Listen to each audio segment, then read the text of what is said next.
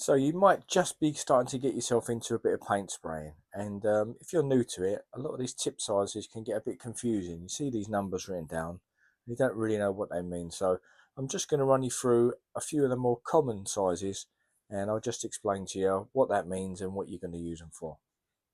So the biggest one I ever use as on domestic work is a 619 tip. Now that's represented by these two numbers, 6 and the 19, which is obviously written on the tip as well. Now that first number, 6, that's in inches, and what you do, that first number, you would double it, and that will give you your fan width.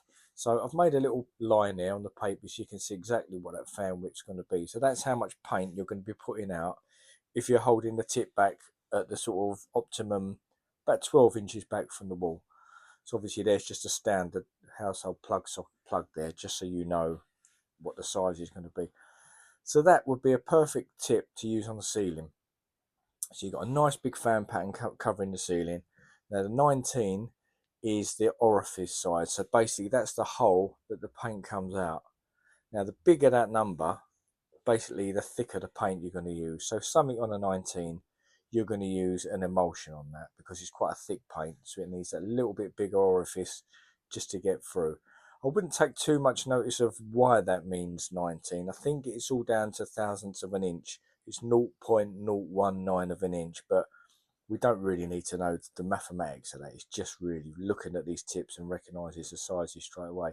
So something like a 619 is going to give you a great big good fan to cover a big ceiling. On to the next one. So next up we have the 515 for emulsions. So that's going to give you a 10-inch fan width, double the first number in inches. And it's got a 15th orifice. So it's a little bit smaller than the 19, but you'll still get a good emulsion through that. You may just need to water it down a touch. Now these tips I'm showing you here, this is a Wagner tip, and I've also got some Graco tips. They're all the same, they've all got the same numbers on them. And this is really for airless spraying. I wouldn't really use these so much for HVLP. They use different things. They use pins in their guns. So this is more for your airless, for your sort of pull and go trigger with a Graco or Wagner. So anyway, 515 again, great for emulsions. So it's good for ceilings in the smaller room. Great for walls. You know, you're going to get a nice big fan pattern going up and down the walls. So perfect for that. And that'll always have it written on. So if you're unsure, it will always have that number written on the tip. Right, next on the list is the 410. So again, double that 4. That's going to give you an 8-inch fan pattern. Now this orifice number's going down now, so it means the paint that you're using in that is going to have to be a bit thinner. Now you could get away with using emulsion through these, that's fine, but you might just need to water it down a touch to get it through that smaller orifice. So yeah, that's okay to use emulsions. More often than not, you'd probably use that with woodwork. Say you was spraying doors and things like that. So if you want to get a nice good fan pattern up and down the door, you'd probably go for something like that. Now we're dropping down to a 308. Again, double the number. That's a 6-inch fan pattern. You can see that there. So that's going to be good for, you could do doors with that as well. You could do some nice skirting boards with that. It's going to give you a nice cover. If you've got a nice 6-inch skirting, you've got some nice wide door frames. That's going to be great just to go up and down and get good coverage on them. So now we're down to a 210. So again, double the fan width to 4 inches. You can see that there. That's going to give you a nice fan pattern if you're painting some architrave or some smaller skirting.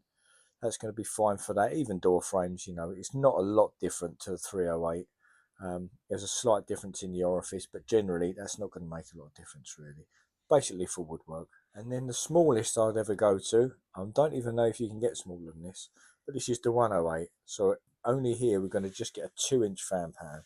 So obviously this is not great for all woodwork, but it's great if you're going to do spindles, banisters, things like that, and you don't want to waste a load of paint because she's going to be shooting past.